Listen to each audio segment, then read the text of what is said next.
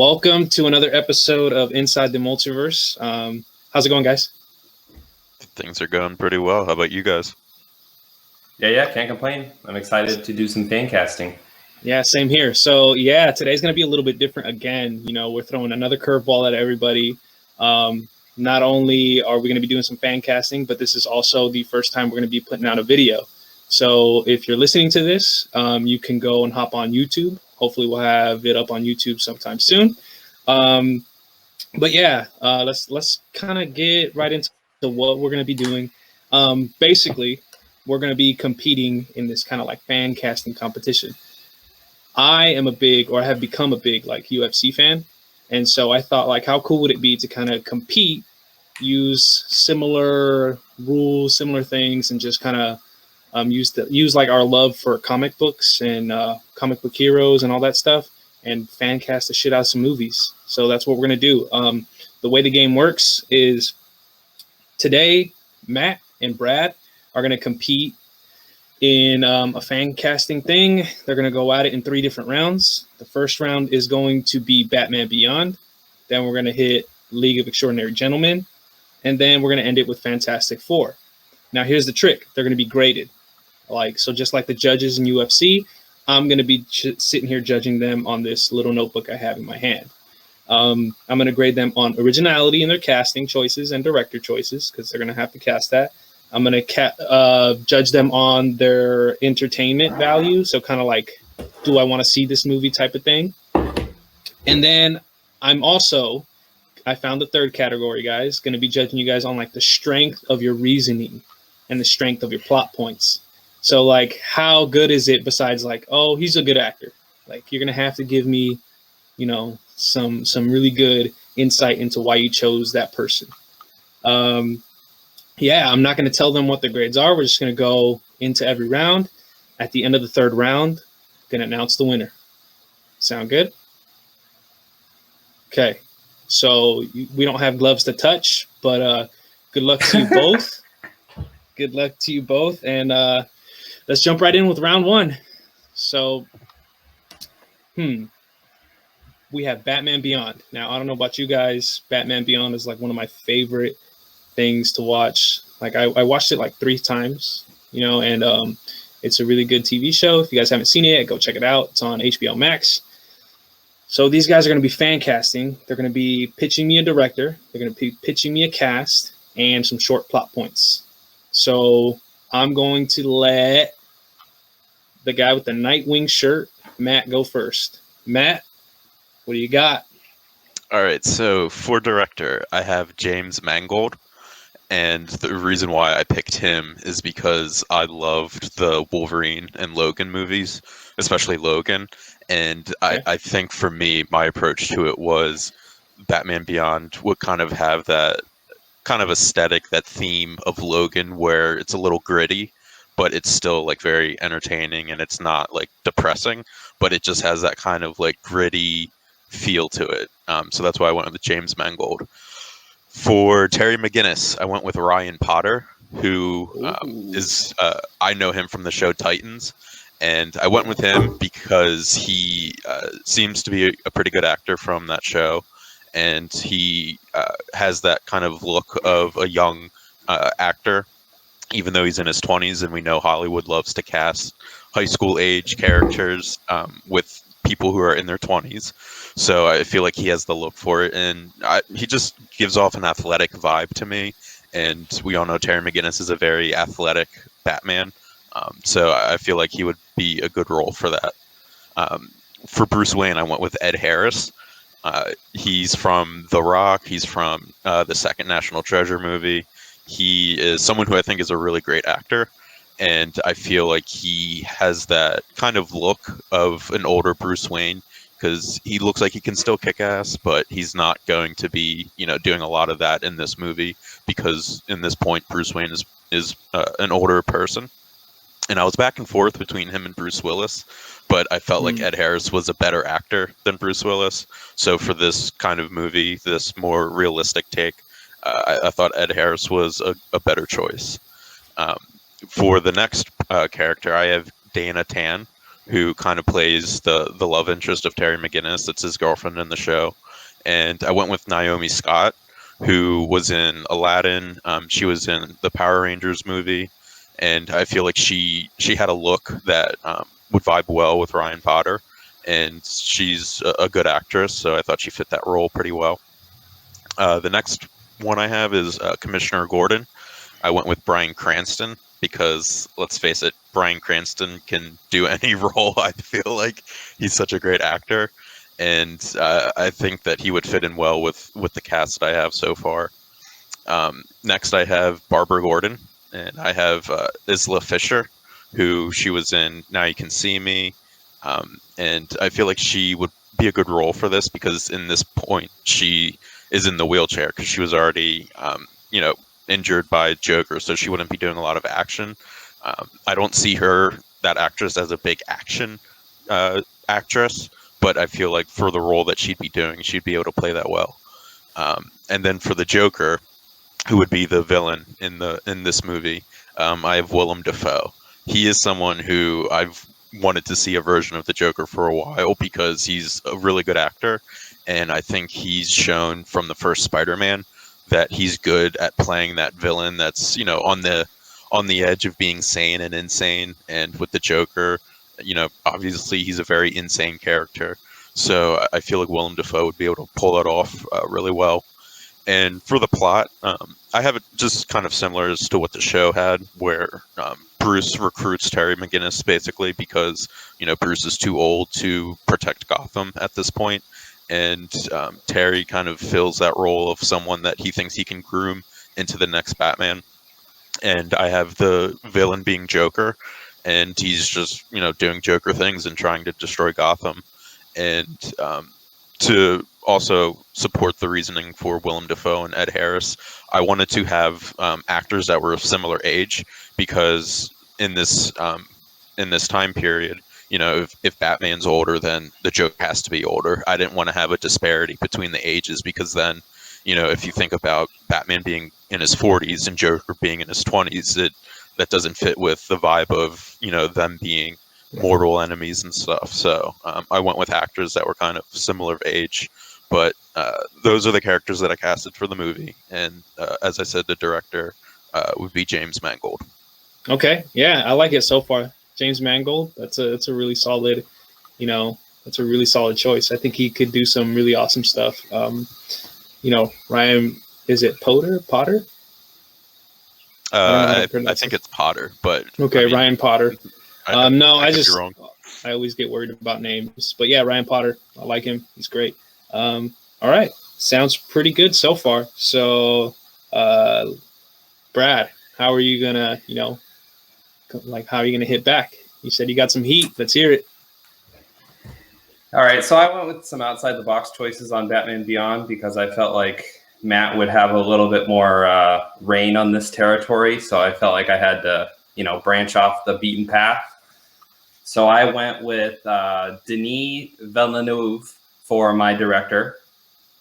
I know he's kind of an outside the box choice, but I also feel that the way he did Blade Runner 2049, if he was able to adapt that kind of world and that like futuristic vibe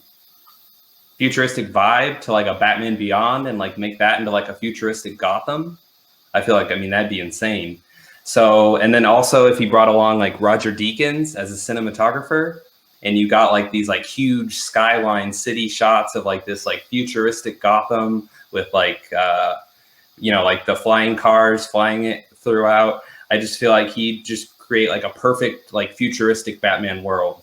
I don't know if he'd be down to do like a superhero movie, but I feel like he would just knock it out of the park. So that's my director. As far as my actors, I have Terry McGinnis being played by Caleb McLaughlin.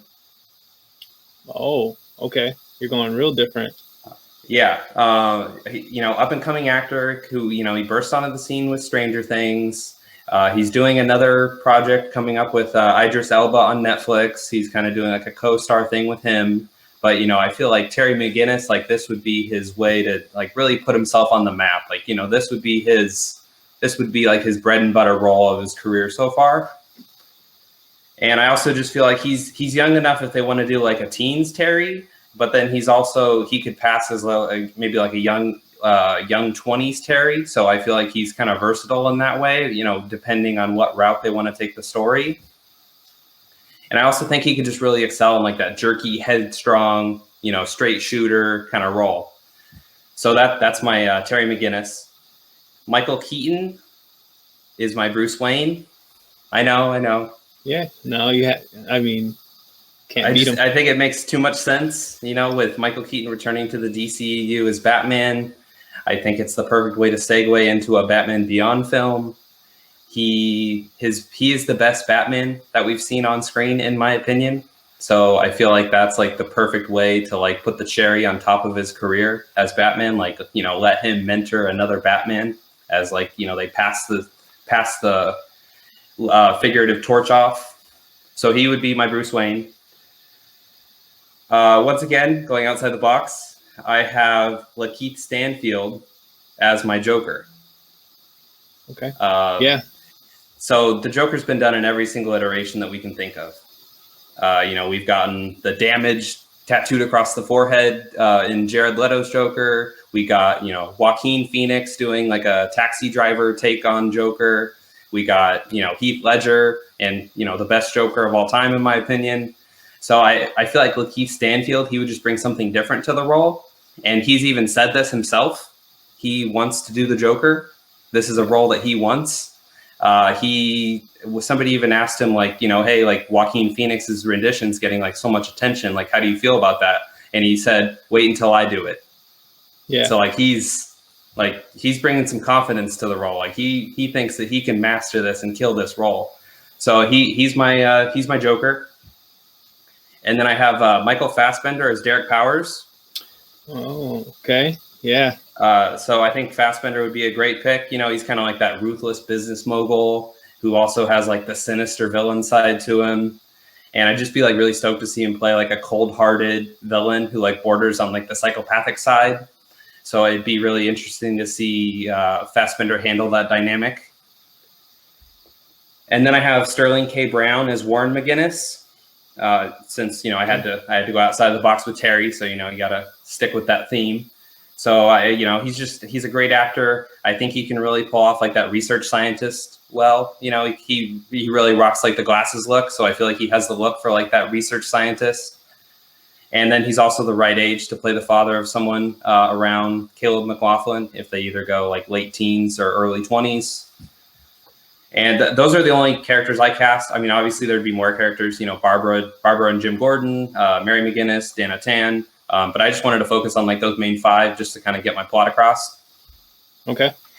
Which my plot would be, I have like the Joker. He'd be like the main villain of the movie. And then I have Terry McGinnis, or not Terry McGinnis, I'm sorry. Warren McGinnis would be killed by Derek Powers, which I believe happens in the animated. So that would be like his transition into like becoming like the next villain. So Derek Powers basically kind of like plays as like the background bad, you know, like he's not really a villain yet. He's more just kind of like the ruthless businessman. And then everything kind of like comes together at the end and he becomes the villain and that transitions into the next movie. Okay. Now, it sucks, dude. It seems like no Batman can catch a break when it comes to like losing a parent. Yeah. But, you know, that's so goes the life of Batman, right?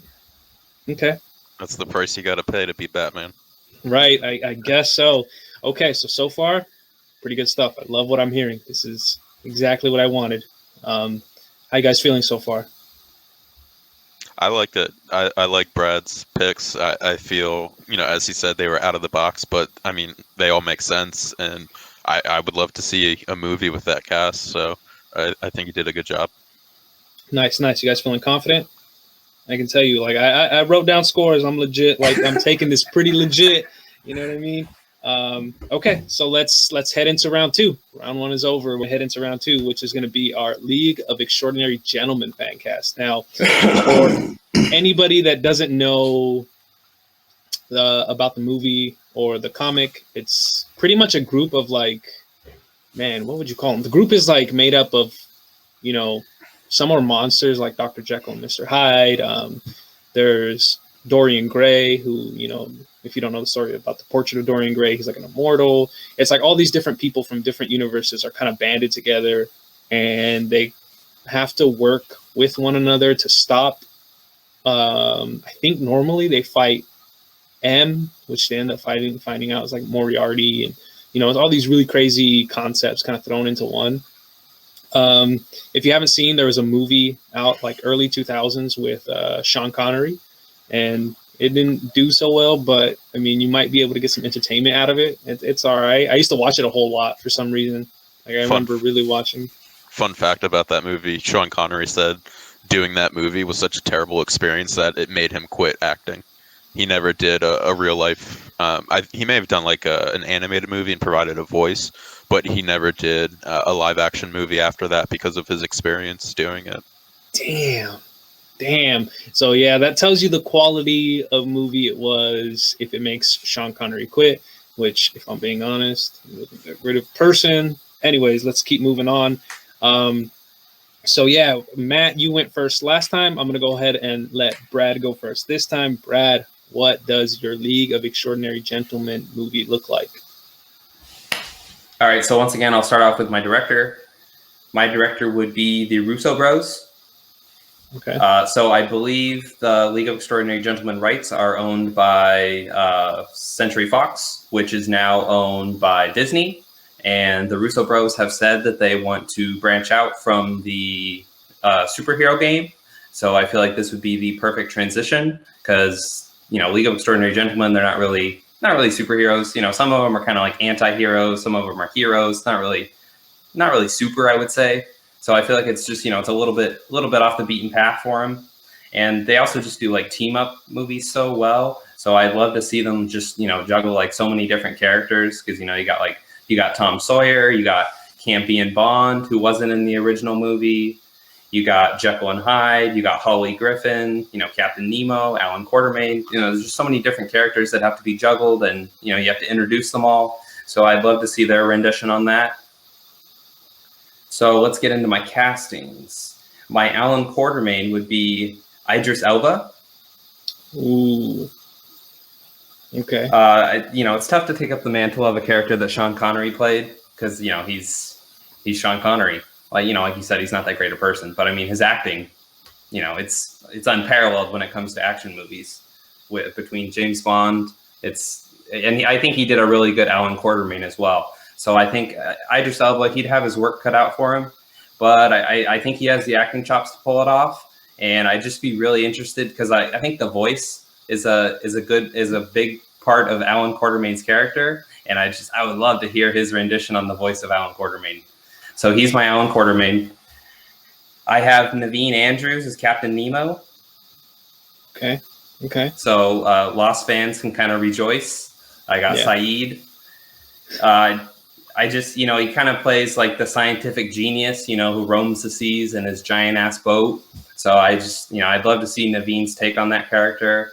And you kind of got a little glimpse of that in Lost. You know, he kind of plays, I think he's like an ex-soldier or something like that. So I just, you know, I'd love to see his take on that. And then I have Anya Taylor-Joy as Mina Harker. Okay. Taylor-Joy was absolutely outstanding in The Queen's Gambit. She played like this really kind of like vulnerable, but also like really like intimidating character. And her acting was just off the charts. So I feel like she's just a person that can like really take on any role that she's given. And I'd love to see her take on the famous vampire. So she is my Mina Harker.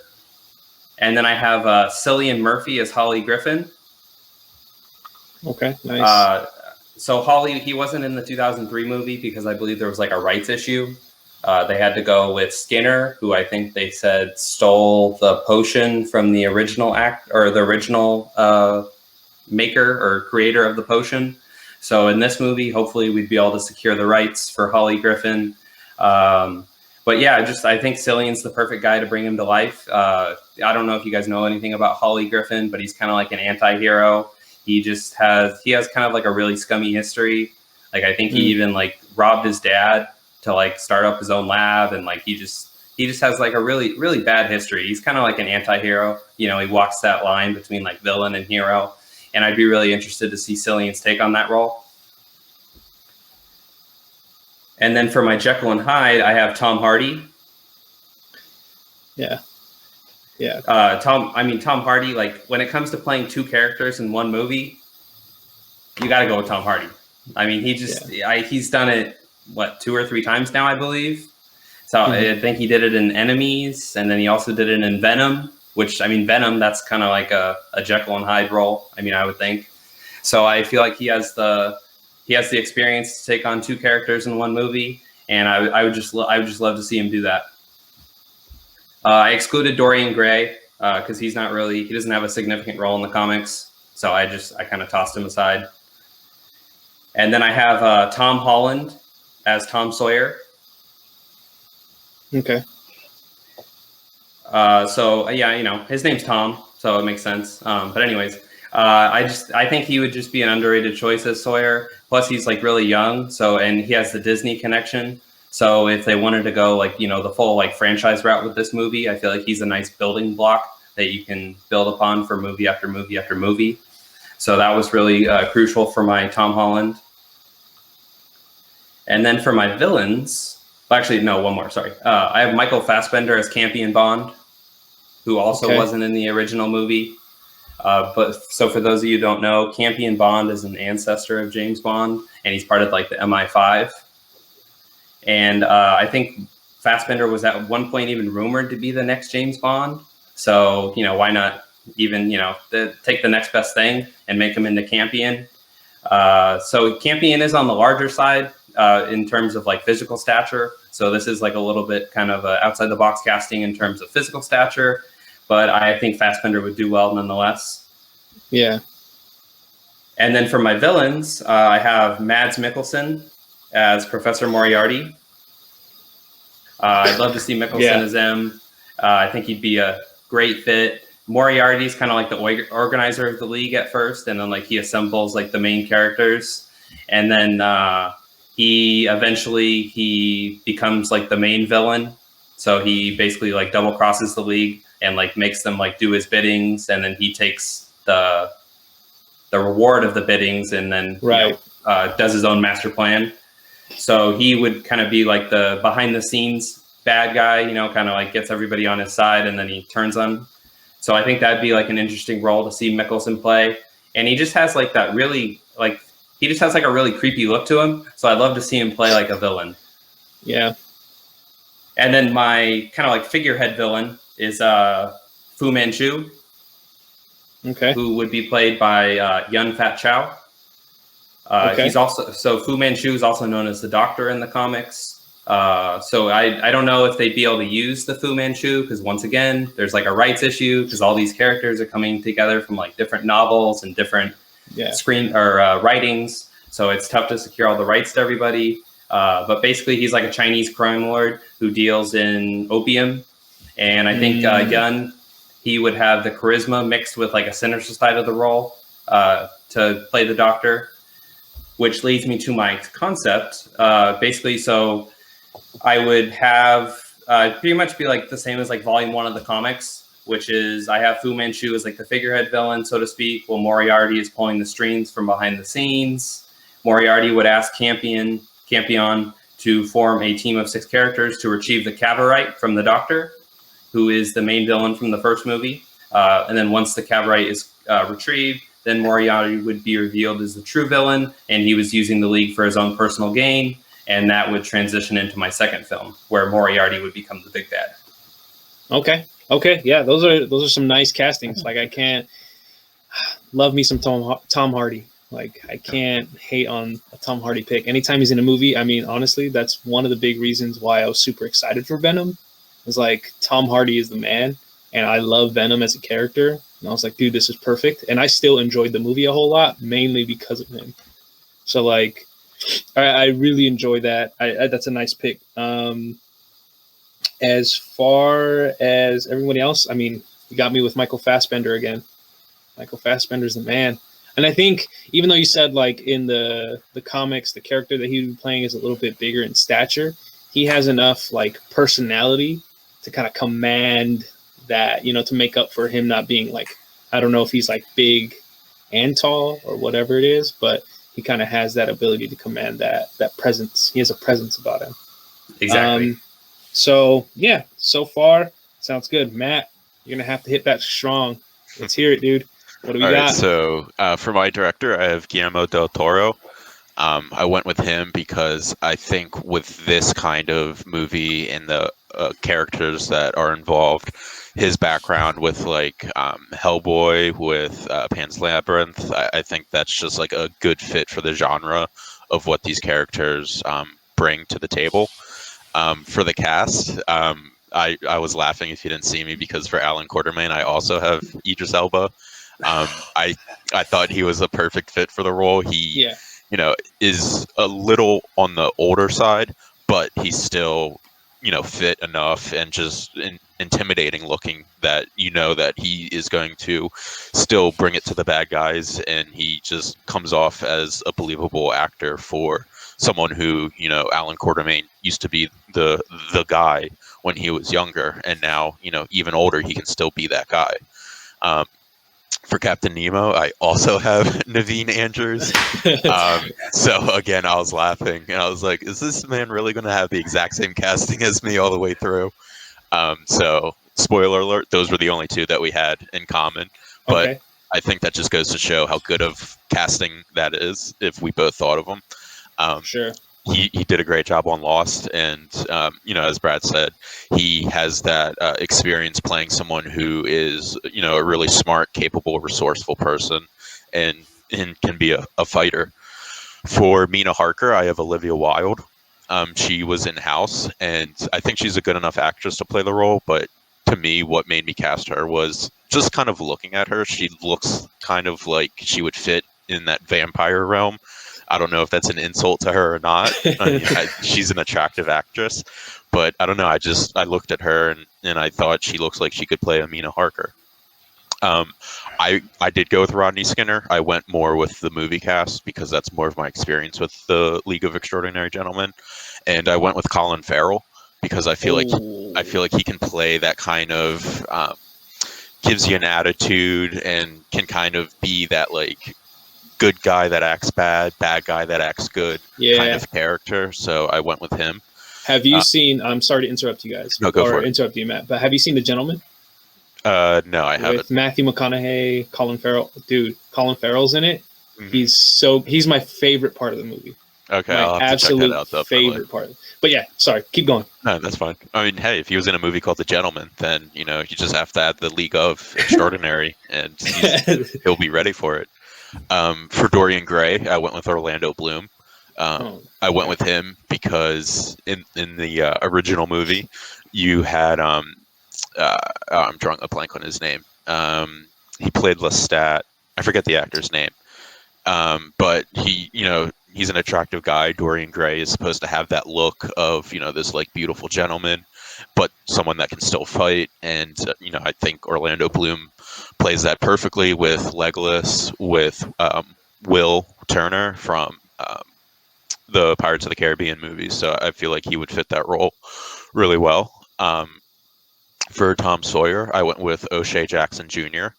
I thought that would be a good pick because, it's a little outside the box because when you hear the name Tom Sawyer, a lot of people will think of that, traditional white kid from the South. But, I wanted to make it a little more modern times and have O'Shea Jackson Jr., who I think is a great actor. And in the original movie, Tom Sawyer kind of looked up to Alan Quartermain as a mentor and hero. So I think that connection between O'Shea Jackson Jr. and Idris Elba, I thought that was a good pairing. For Dr. Jekyll and Mr. Hyde, I went with Michael Shannon. I think he does a really good job of playing kind of that character that can be I think he's a good enough actor that he can play two characters in once, kind of like, as Brad was saying with Tom Hardy did with Venom. I think Michael Shannon can do just as good of a job with it. I have two villains as well, the same villains that Brad does. But for Moriarty, I went with Christian Bale, and I went with Mm. him because I think he's a great actor. He's well versed in working in these kind of movies, having played Batman. But I think he could be a convincing Moriarty. And then for Fu Manchu, I'm going to butcher the name, but it's Kari Hiroyuki Tagawa, who played Shang Tsung Oh, in the original Mortal Kombat. yes. And Yeah. I mean, he played Shang Tsung perfectly, so he definitely has the acting chops to be a very formidable villain. So I went with him. And for my plot, I had to kind of look up more of what the League of Extraordinary Gentlemen do because I didn't want to take the same exact plot from the movie. So for my plot, it's the League is assembled to stop a war between Fu Manchu and Moriarty before their war kind of leads into a worldwide destruction. Ooh, okay. Okay, so it's almost like a bigger scale type of thing. Interesting. Yeah, I like the ideas so far. I mean, man, Michael Shannon, so good. Like I love him in pretty much anything he's like. He was probably the best part of Man of Steel. Like we can sit here and argue about Man of Steel, whatever, but Michael Shannon, I will not argue. He's so good, and I love him in Knives Out. You guys have seen Knives Out? He's so good in Knives Out too. You haven't seen it, Matt? Dude, you got to get on it, dude. I know my brother, like since it came out, has been like, "You have to watch this," but I don't know. Dude, Anytime someone tells me I have to watch something, it makes me like less inclined to want to watch it. I'm like that exact opposite person. oh man, it's so good. I really enjoyed Knives Out, and he's really good in it. Okay, okay. So this is gonna be tough. I didn't realize how tough that was gonna be because I am trying to like score it pretty honestly, but also I'm having a hard time like not being like, oh, is this like, am I being a dick right now? That type of thing. But so far so good. So we're gonna end on a pretty high note with our third and final round, and it is Fantastic Four. Now, just to give everyone, listening, watching, whatever, a quick background, Fantastic Four, basically, family, a few family members, a few friends, go up into space, get turned into these weird creatures because of a solar flare that messes them up. They come down. You have who all goes up there? You have Victor Von Doom, you have Ben Grimm, Sue Storm, Johnny Storm, and Reed Richards. So those are kind of like the main characters of a lot of their comics. We've had two movies from them. I don't know about you guys, but Chris Evans as Johnny Storm was fantastic. Like that was so good. Jessica Alba as Sue Storm was okay. It was fine. It was she was whatever. Victor Von Doom, not so good. I did not enjoy his version of Victor Von Doom. I think it could have been even more imposing and scary. So I'm really excited to get into this because if you guys don't know, Fantastic Four is officially going to be into production. It's hopefully going to be a movie sometime soon. They already have the director, but we're going to ignore that. I told these guys to give me your own director. Who would you direct it? Who would you have direct it? And so, yeah, I'm really excited to hear your guys' take. Oh, forgot to mention the Fantastic Four movie in 2015. Was that when it was? It was around that when Miles Teller and Michael B. Jordan, it almost could have ruined some careers there and put Miles Teller kind of in a bad light for some people, but I think he's a good actor. That movie was not so good, so I hope Disney gets this movie, knocks it out of the park. But before they can, let me hear your guys' ideas on Fantastic Four. Matt, go first. Who do you got? Technically, there was 3 movies of Fantastic Four, but they were all so bad that I think forgetting one is a good thing because that's how bad all 3 of the movies were. Yeah. So for my director, I went with Matthew Vaughn, which he actually was a producer of the 2015 one with Miles Teller, but I think his director, his movies as directors are a better reflection. He's done Kick-Ass, he's done X-Men First Class, he's done the 2 Kingsman movies. So I think that forgetting about his producer role with the bad movie can be ignored. just based on the things that he's directed. And, you know, with X-Men, that's a bunch of heroes together. So he has that experience of having a cast of multiple heroes that you need to focus on.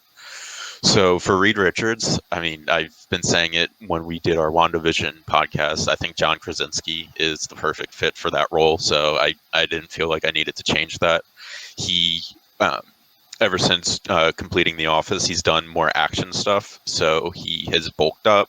He can portray a superhero more convincingly than, you know, Jim Halpert maybe could have. But I think he's just perfect for that role. For Sue Storm, I thought it was fitting to have Emily Blunt, who is married to John Krasinski. So, you know, it's a little bit of a cop-out because they're a couple in real life, but I felt that she's a really good actress. But they would also have that really good on-screen chemistry because, you know, they have off-screen chemistry. So I thought that that would be a good pairing. For Ben Grimm, I have John Bernthal. I feel like he would be a really great thing because he obviously in real life looks like somebody that can beat up anybody and clobber them anytime he wants. And I feel like he also has the perfect voice for it because, you know, majority of what we've seen of Ben Grimm has been him as the Thing and not as Ben Grimm. So the voice is a really important part of that role. And I think John Bernthal has that like real low, gritty Punisher voice that would just fit really well with that. Also, side note, if you've ever heard him talk in his regular voice, it sounds so different from Frank Castle. It's like, is really that the same guy that played Frank Castle? But, you know, obviously, since he does have the voice for Frank Castle, then it would be fitting for the Thing. And then for Johnny Storm, I have Zac Efron because I feel like he is actually a really underrated actor. I have him pretty high in terms of acting ability, and I mean, obviously Zac Efron is an attractive guy. He's in great shape, so he would kind of continue that Chris Evans role that he had when he was the Human Torch. You know, he was obviously very fit and cut for that role, and I think Zac Efron would continue that. And then for Victor Von Doom, I went with this as forgetting or ignoring any possible tie-ins that this actor might have. It was Michael Fassbender. You know, he might come over as Magneto, but for this, I just went with, I think he would play a perfect Victor Von Doom. You know, I think Doom and Magneto have similar characteristics.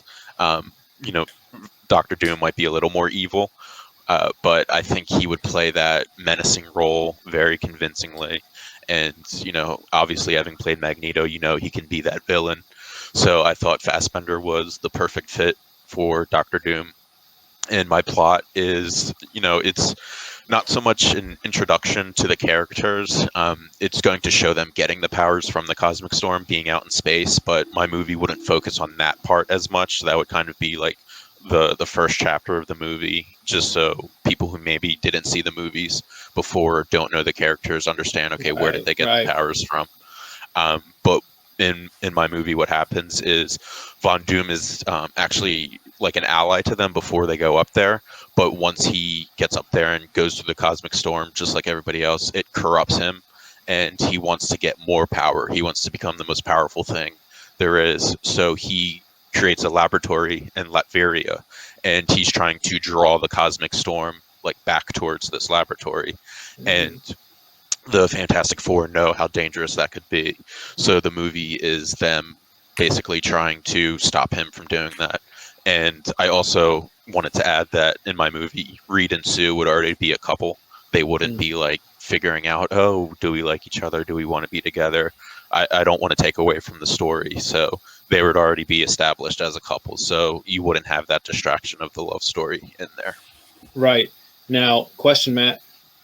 Yeah. Do I get Doom bots? I didn't get that far, but just to make my case better, yes, let's throw Doom bots. Have to have Doom bots, dude. If you have, you know, Doom, you have to have Doom bots. But okay, so pretty good, pretty good. What do you got, Brad? How are you gonna hit back, dude? How you gonna counter? So Matt, he must have stole my freaking notes. Yeah. Because I have Matthew Vaughn as my director as well. Damn. Yep. So Vaughn directed one of the best X-Men movies. To see him tackle the Fantastic Four, I think would be super exciting. His work on Kick-Ass and Kingsman I think would play really well into the Fantastic Four, because he gave us like these like really badass action scenes, but then he also like sprinkled in some humor throughout. So I think, if we got a Fantastic Four movie with that kind of vibe, I feel like that would play together really well. And I think, just his tying together of so many characters in the X-Men movies would bring justice to the Fantastic Four, because we need that. Like we said, there was 3 movies and they pretty much all sucked. There was maybe some good actors that were, kind of sprinkled in, but overall, it was really bad. So, I feel like he'd be the right person to bring glory back to the franchise and to kick off the Fantastic Four in the right way. So, if you can't tell, Lakeith Stanfield, kind of my favorite actor. Okay. So he's my Reed Richards. I chose to go with a black Reed Richards because we already have a black King the Conqueror in the MCU. So if they decide to go the route of Kang and Reed Richards being related, I think that's a really easy connection. And Kang also has run-ins with the Fantastic Four. So if they wanted to, have like Reed and Kang have like this like, relationship of being related, but being on, the opposite sides of a battle, I think that'd be a really cool dynamic. And, I think Lakeith Stanfield, he can play any role he wants to. He would kill the role of Reed Richards. I mean, he's been in 17 feature films, I think, since like 2016. So, I mean, he plays anybody and everybody. So he's one of my favorite actors. He's one of the best in the game right now. And I think he'd be a huge talent for the MCU to land. So that's how I kick off my Fantastic Four, is with Keith Stanfield. Okay. For my Sue Storm, I have Lauren Cohen, who's from The Walking Dead. Okay. Yeah. I feel like she kind of had, I was going to go, I didn't want to go with the popular fan cast of Krasinski, so I couldn't go with Blunt for Sue Storm. I felt like, I can't go 50%. I either have to go, 0% or 100%. So I go 0%. So I went with, she's kind of an under the radar pick. I think she kind of has like a nurturing vibe to her, but she also has like that fire, which I think could really play well in like a Sue Storm character. So I think she'd make a really interesting pick. And I think she's kind of due for a larger role. I was going to say, she was already Martha, dude. She was Martha. She got shot. Yeah, she played Martha Wayne in BVS. Oh, that's right. I forgot about that. Flashback. And you know who played Thomas Wayne, right? Yep. Negan. So that was, that was funny. So Negan killed her husband, but then played her husband in another movie. Yeah. But yeah, she's definitely due for something bigger. Yeah, so I feel like that'd be a good way to, kind of jumpstart her career, get her a little bit more shine. And then I have Taron Egerton as Johnny Storm. Okay. So I feel like he's been killing it lately with the Kingsman series. And then he also had like that starring role as Elton John, which he did really well in. So I feel like he kind of has the look, but he also has like the charisma to play Johnny Storm, because he's kind of like this like cocky, arrogant, good with the ladies. So I feel like he'd really be able to play into that role. And then for Ben Grimm, I have Jonah Hill. So I really wanted to choose a Jewish actor for the role of Ben Grimm, because once they integrated that into his character in the comics, he became like a really like a Jew, like one of the most famous Jewish superheroes in like of the last 30, 40 years. So I feel like that'd be a really cool way to bring in some more representation and like give another population of people somebody that they can see on screen. And I believe there's even like parts in the comics where like Ben like recites from like I believe it's the Torah. I'm not too versed in Jewish culture, but I believe it's the Torah. So I feel like if they were able to incorporate something like that, I think that would be really cool. I just looked up. Sorry to interrupt, but John Bernthal is actually Jewish too, or at least his parents are. So I unknowingly made that connection too. I also did have Taron Egerton for Johnny Storm as well too, but I switched it to Zac Efron. So I like your pick there because I had that too. I had Zac Efron as well, actually. But then I changed to Taron Egerton. Yeah, you guys just switched. I swear, Carlos, we we did not coordinate this before. Yeah, we got just on the so call. we're clear. I told them like don't show anything. You know, I was hoping I'd make it clear, like, just do it on your own. Don't share. That way it's a complete surprise to everybody. That's hilarious that you guys thought about like similar people on pretty much each one. Okay, keep going, Brad. And then also, you know, Jonah, he's played, you know, all sorts of role over his career. You know, he's been the funny guy. He's done some dramatic roles. So I feel like he has the range to be able to tackle Ben Grimm. So I think he'd be a good pick. And okay, so for my Doctor Doom, he's one of the most crucial castings of the Fantastic Four. They have to nail Doctor Doom this time around. So I went with Giancarlo Esposito. Okay. Yeah. Man, like he just has such a chilling presence on screen as a villain. Like every time he plays a villain, like as soon as he enters the scene, you're just like, oh man, like my hero, like they're toast, you know, like, or my, you know, like the favorite character, like, you know, they're done. So I just feel like he has just such a great presence for being a villain. And I feel like he would just be such a great way to like encapsulate the character of Doctor Doom. There's actually been, I don't know if you guys follow Boss Logic, but like he's like one of my favorite graphic designers. And he actually already did a graphic design of Giancarlo Esposito as Doctor Doom. And he did like the half facial scarring. Oh, and then okay. he's like bringing like the mask like slowly into the picture. Oh, Looks so cool. badass. And like he even said like because like, you know, Breaking Bad, he has like one of the most famous deaths on probably like TV history, you know, where he blows up and like half his face gets like blown off. So they were saying like he's already prepped for the role. Yeah. So I mean, Doom's just like one of my favorite villains. So I really feel like they need to like nail this time around. I know like one of the most popular frames that like circulates on Twitter, like he's like grabbing Thanos. He's like holding his spine in his hand after like Thanos, like, I don't need the Infinity Gauntlet to beat you. And Doom's like, oh yeah, okay. And he just like wastes him.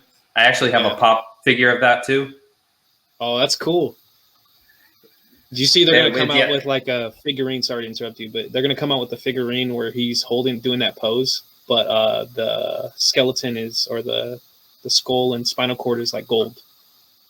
And oh, really? Oh, I didn't see that one. Yeah, it looks really dope. Like, if you're a Doom fan, you should probably get that because it looks super cool. Yeah, so I mean, I feel like he'd be perfect for the role of Doctor Doom. And then who's going to be my main villain? Because Doctor Doom, I know I spent a lot of time talking about Giancarlo Esposito, but he's going to be kind of like the lead-up villain, whereas, or not the lead-up villain, but the final villain, like that leads into the next movie. Annihilus is actually going to be the main villain of this movie, and he's going to be played by Ryan Fitzpatrick. Or, I'm sorry, I just saw a notification for that Ryan Fitzpatrick signed with the Washington Redskins. Breaking news over here. Shit. Adam Schefter. Who? I was going to say, all right, Brad Schefter. Damn. But anyways, Annihilus is going to be played by Bryan Cranston. Oh, okay. Yeah. So he wasn't really a villain in Breaking Bad. I mean, he wasn't really like a classic villain. You know, you could say that he kind of like turned into a villain over the course of the show, you know, as he learned that he really liked doing all these things, you know, all these bad things. You know, he wasn't just doing it for his family. He was just doing it for himself.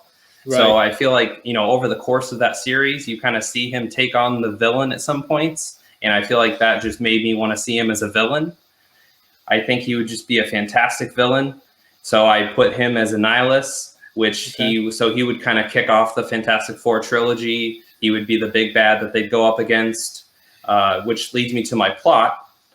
So I would have it centered around the Fantastic Four in the negative zone. So basically they would either gain their powers in the negative zone, or we could do like a fast forward and they already have their powers and then they're fighting, or they run into Annihilus in the negative zone. So that would be kind of like the plot of the first movie. And then I would set up Doctor Doom as like the future big bad at like the end of the movie or in the post-credit scene. And I would name drop and introduce Giancarlo Esposito as the character. And I think that would just be like the perfect cliff ending to like start the Fantastic Four series. Okay. Yeah. I mean, Annihilus, you know, we haven't ever seen him on. So that would be super interesting. Bryan Cranston, dope. He's great. He can do whatever he wants. I want to see him in a superhero movie so bad. Yeah, I think that's a pretty solid cast. That's an interesting take. So I have to calculate real quick because I wrote down a shit ton of numbers, but it shouldn't take me that long. Okay. All right. What do we got here? Okay, I wanna say that for the League of Extraordinary Gentlemen round, which I believe was round two, round two goes to Matt.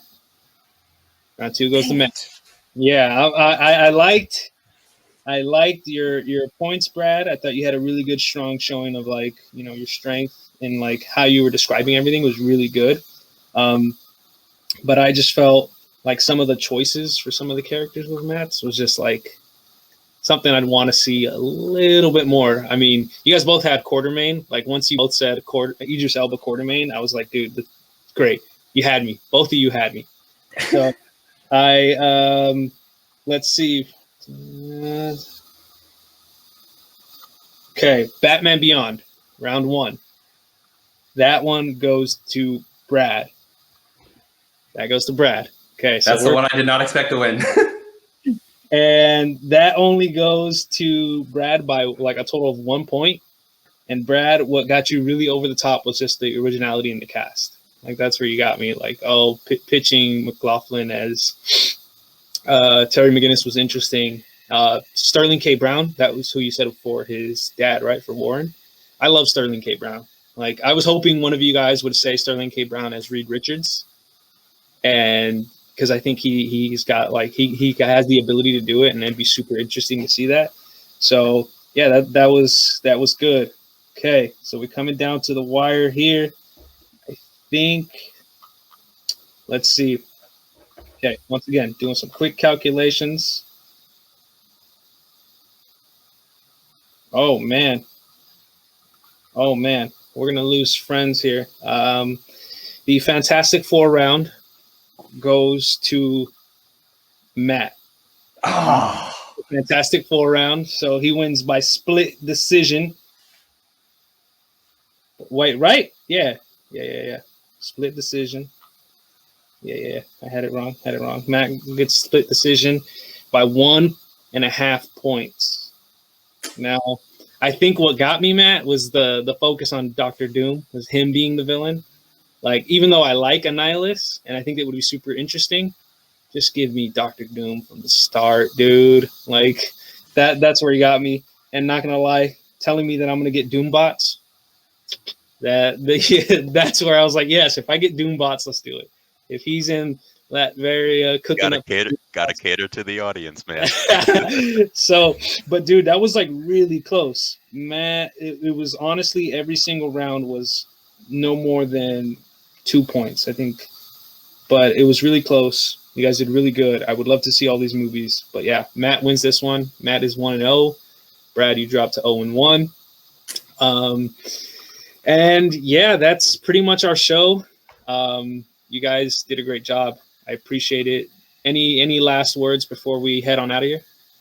I would just love to see Ryan Fitzpatrick in a Fantastic Four movie. Dude, ever since Ryan... Brad threw out that idea, I mean, his football career is at the tail end. So let's see what he can do behind the movie screens. Can Annihilus get Fitzpatrick's beard? Like, can the design have his beard? That'd be pretty epic. Instead of Chaos Magic, we have Fitz Magic. Ooh. You know who I would really like? I'm gonna add my 2 cents in here for the Fantastic Four, who I think would be a really money casting if they do it in the future. Glenn Howerton, from It's Always Sunny in Philadelphia. He plays Dennis. Oh, okay. Yeah. He almost played. He was in the running for Star-Lord. He was one of like the final actors. Sorry, that was in the running for Star-Lord. Now, one thing to know about like Reed Richards is he's kind of a dick. Like, there's some times where he can be a bit of an asshole. So I think if anybody can pull off an asshole really well, it's the guy who plays Dennis. He's a dickhead easily, and people love him still too. So he plays that well. Exactly. But yeah, that's my casting. Just throwing my 2 cents in there. All right, guys, that's going to be it for our show. Thank you, everybody, for listening. Thank you, tuning in, watching, whatever. We really appreciate it. And we hope you guys will keep up with it. Let us know what you think on Twitter at, what is it, IT Multiverse. Yeah, Just IT hit us, Multiverse. just hit us up on there. Let us know what you think of the show. And yeah, thanks for everything. See you guys later. See you guys later. Have a good one. You too.